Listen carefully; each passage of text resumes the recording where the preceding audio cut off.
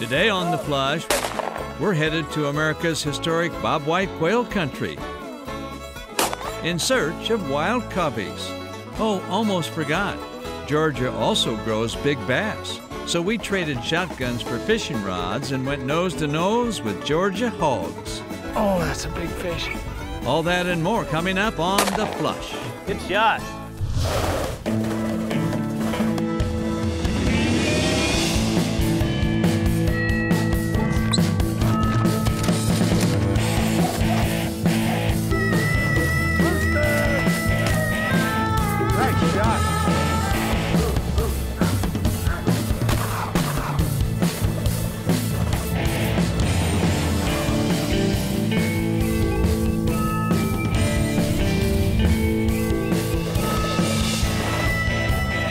The Flush, presented by Federal Premium Ammunition and Pheasants Forever.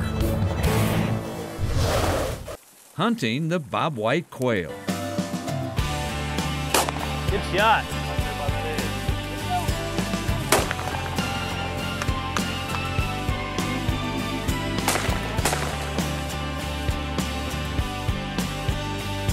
Be ready. I'm ready. Kill it. Good shot. This is America's upland game bird. The bobwhite is born and bred. Rooster! While the ringneck pheasant may be more colorful, it's an American alien, Rooster! imported from the Orient. But Mr. Bobwhite, well, old Bob represents the hunting heart of America's South. It's a Southern tradition, rich in history. It's a bird hunted by presidents and cherished by generations of bird dog devotees. But time has not stood still in the Old South.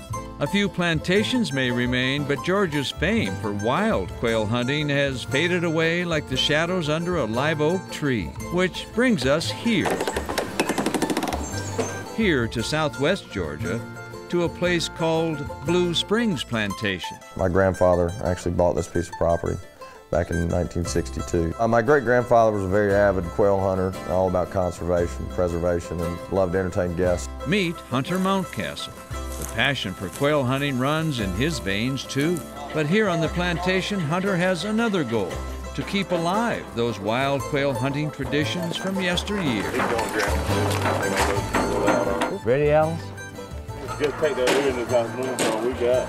But on this day, with hunters on Tennessee walkers, or riding in a mule-drawn wagon led by far-roaming pointers, the pursuit of wild quail is like a page from another time.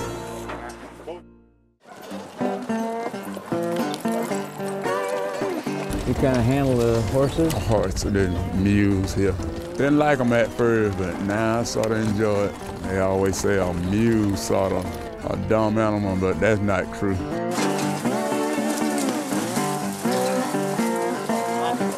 You know, I have to admit, this kind of beats walking 5 miles across South Dakota pheasant hunting. Huh?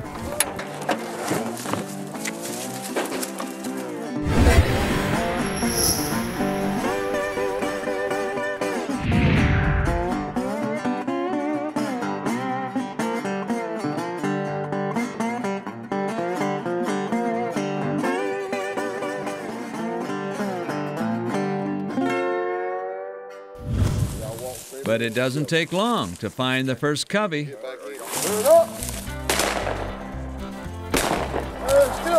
Nothing to this. 2 shots, no quail. I was feeling sorry for the quail. No more. Time to keep going. Next point, hopefully, coming up. So you lose a few. Right! Look at all them birds. Nice shot, Ron. Nothing to this game. And you win a few. Just what hunting should be about. All right, that's a dead bird.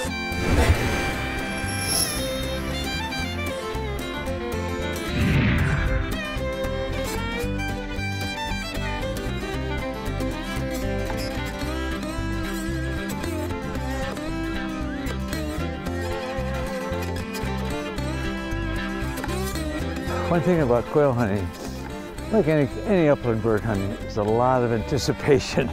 So you're following these pointers, they point, they run, they point, they run, and you never know when they're going to explode. I mean, that's the magic of it all.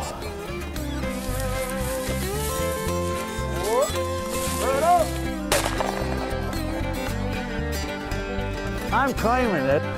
That was even surprised me that I made that shot. There's the rooster on the right and the hen on the left. There, see the difference? A little difference in size too, but not a heck of a lot. Tiny birds, but they fly like firecrackers, I tell you. Yet this place is about more than hunting wild quail. It's also about producing wild quail. Hunter explains. Growing up, the quail woods, it was something that, I wanted to learn how to get in there and drive the tractors, and I wanted to learn how to get more birds, where we could do more hunting, and how to make things better for the future generations. There's definitely room to grow, definitely more habitat that we can, always increase, and trying to supplement, whatever we can, to make sure that the quail are here for the future. Quail zealot Bo Henry. With Quail Forever for us, it was what their mission was of habitat and youth hunting and things like that. And I think you got to get more young people out and show them what it's all about, for one. But the habitat of it's a big thing for us down here. It's a passion and almost a sickness. So here at Blue Springs, the hopes are many.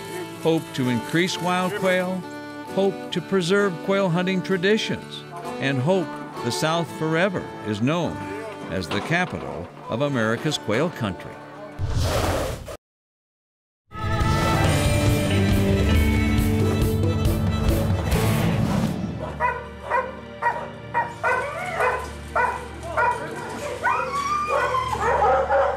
In Georgia, quail hunting and bird dogs are like birds of a feather. This time at a hunting preserve called Spring Bank, just north of Atlanta. Joining me was Talbot Parton with the Quail Forever organization.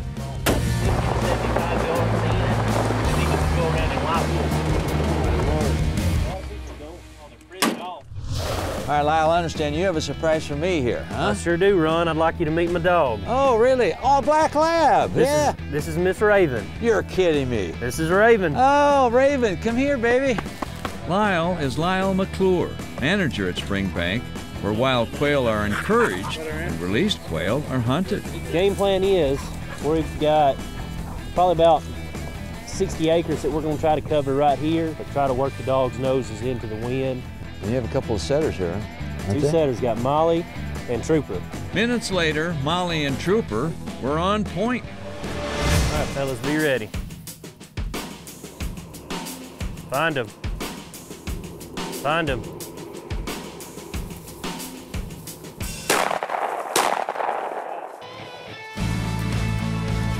That's one of the ones you shot at that peeled right. Well, that makes me feel better. Hey, I hit one. Hell, I'm better than I thought I was. Let me pat your back. Thank you.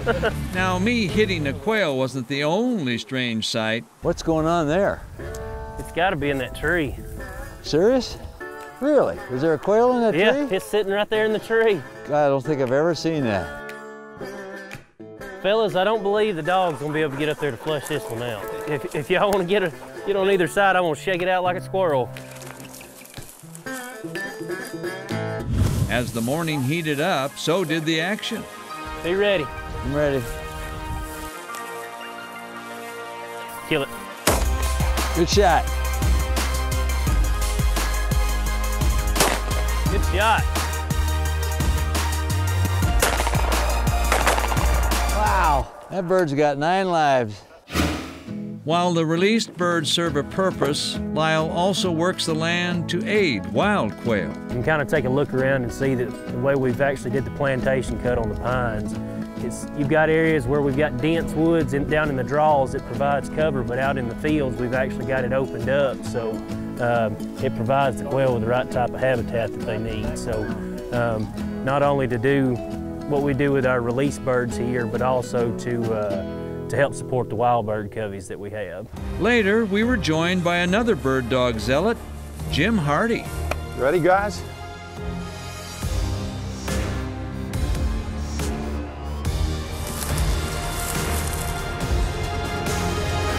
She's on point again right here, Lyle.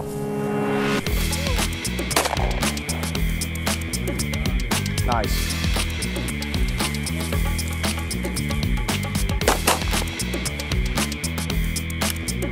Good shot. Is that you, Ron? You know, when I shoot, something always falls, you know that.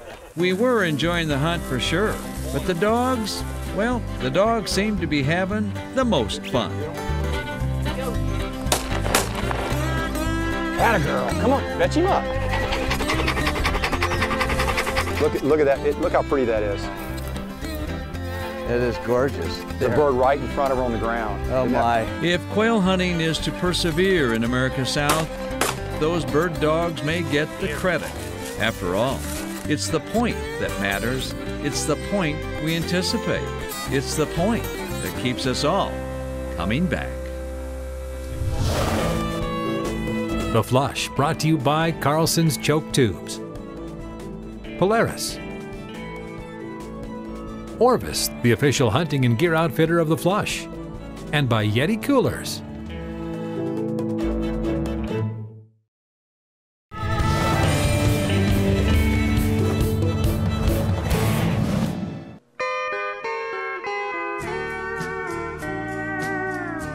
The decline of wild quail in America South didn't just happen overnight. While many hunters have their own theories, most everyone agrees. The more we know about wild quail, the better their future. Tall Timbers Wildlife Research Station.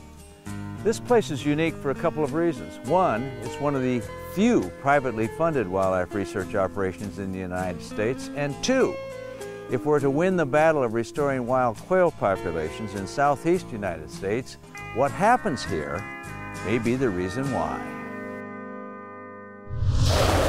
Meet Theron Terhune, Game Bird Research Director. Theron and others, such as master student Seth Woods, conduct almost daily inquiries into the lives of quail. I think one of our biggest gaps in knowledge on quail right now, despite quail being the most studied game bird in North America, in the world really, is chick ecology. And we know very little about chicks from the time they're born to about 4 months of age. And so that's my goal in the next 10 years, is to know as much about quail chicks as we know about the rest of the bird. If we can do that, I think it's gonna give us a lot of information for bringing them back. This is Gertie. She's a Deutsch Draughtar. She's 3.5 years old, and she's a versatile hunting dog. And lucky for her, she gets to work on a research station. One researcher tool is radio telemetry, following birds tagged with radio transmitters to monitor movements in habitat.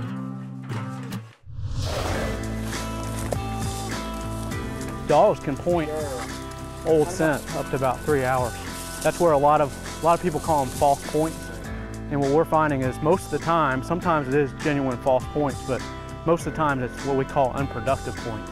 I have a particular covey radio tagged up here further towards the lake. I can determine whether or not they're moving, and so therefore I can determine their behavior. I only have one bird radio tagged in this covey. Well over 200,000 locations in our database, if I'm not mistaken, since people have been doing radio telemetry here on Tall Timbers, what, in the early 80s or in the mid 80s, I think is when they began. So we try to keep a fair number of radio tags out to get good survival estimation.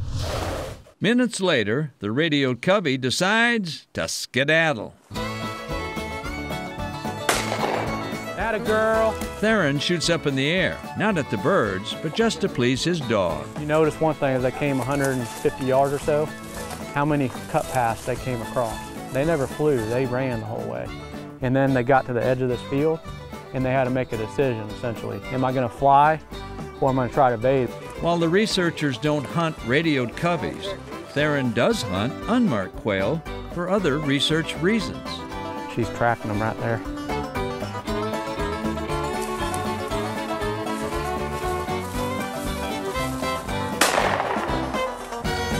What'd you get? Banded bird. Banded?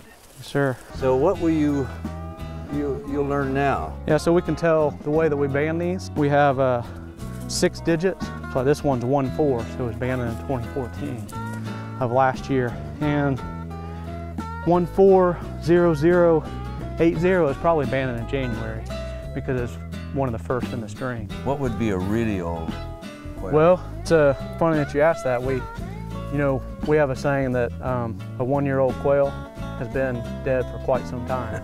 The life expectancy of a quail is about 7 months. Making it to a year is doing pretty good. Right. And so this guy is, going on 2 years, so that's really good. You got lucky until he ran into you. While the answers to quail mysteries are slow to come, research here at Tall Timbers has discovered one major cause of the quail decline.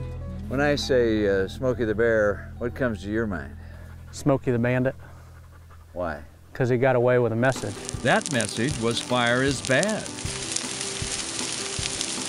But quail scientists at Tall Timber, such as Herbert Stoddard, discovered that fire is indeed needed by wild quail. One of the things he learned early on is that quail need fire.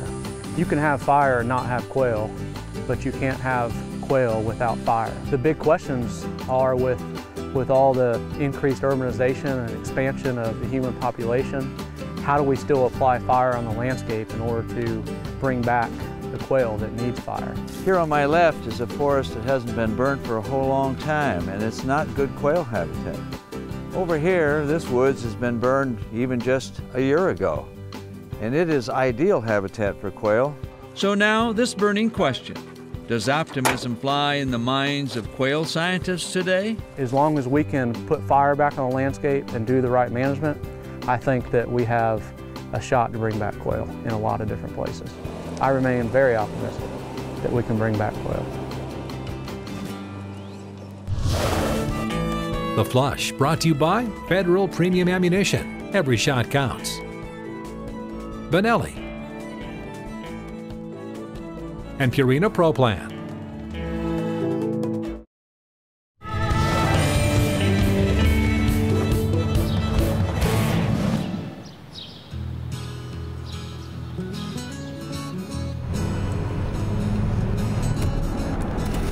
If you're wondering, will there be another generation of quail hunters, this is your answer. We'll cut up this way and move the hillside. Meet Talbot Parton. Young, optimistic, and crazy about quail and his bird dog Belle. Come on, Belle. Okay. Great shot, Ross. We doubled. What's this flying feathers here? Release that bird.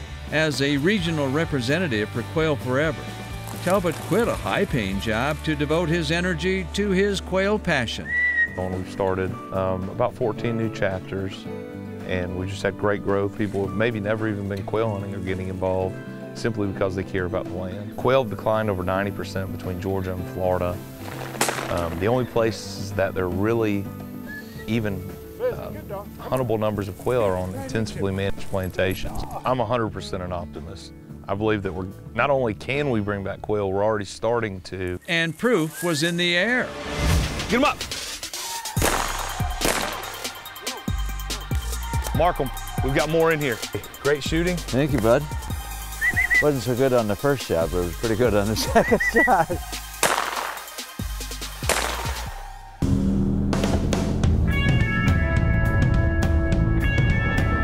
With our quail itch scratched, Talbot suggested more Georgia hospitality.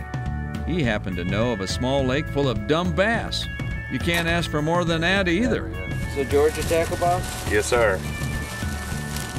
Well, when you're done quail hunting, you want to catch a few fish? Absolutely. You don't need a fancy tackle box. No. There you go. I'm ready.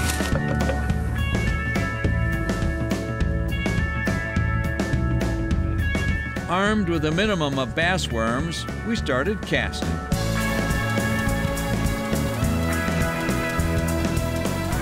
It's deeper closer to that bank than it looks.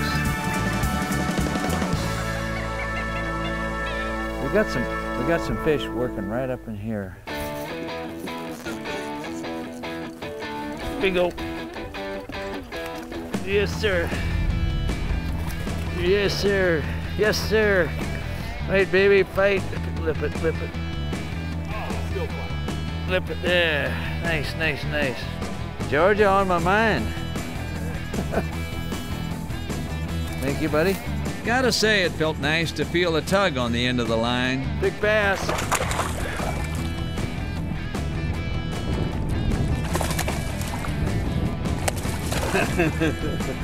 Oh, sweetie.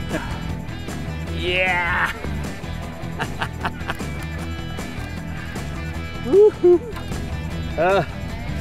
America's fish right here. It's Ron's too. Thanks for playing the game. Then suddenly, a Georgia hog. Oh my gosh.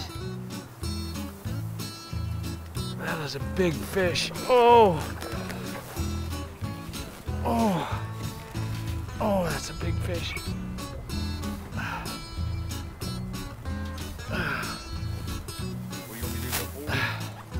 Grab her lower lip. Oh! Ho ho! You! 10-pound bass. Look at that! Let me tell you, the fight, I thought I had the bottom. I mean, but oh, I'm so lucky to get her in. There's so much grass and stuff. But oh, honey, thank you very much for that game. Oh. Georgia quail and Georgia bass. A little bigger, mama. Look at that! Two reasons why Georgia is always on your mind.